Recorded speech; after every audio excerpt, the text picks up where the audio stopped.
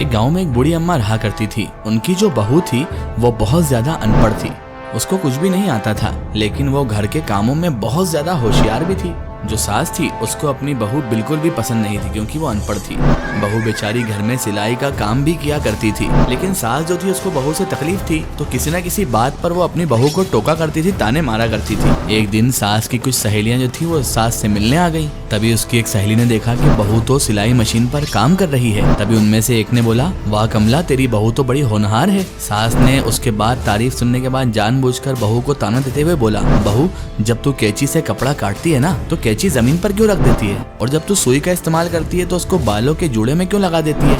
कैंची को भी अपने बालों के जूड़े में लगा ले बहू।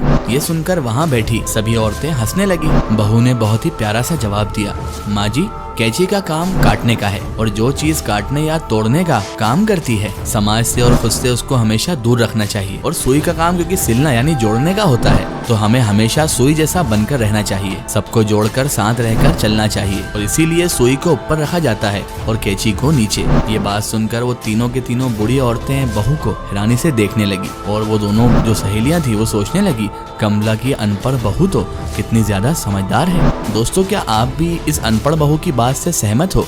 तो कमेंट में हमें जरूर बताएं, और आप अगर इस वीडियो को पसंद करते हैं तो इसे लाइक और शेयर करना बिल्कुल ना भूलें।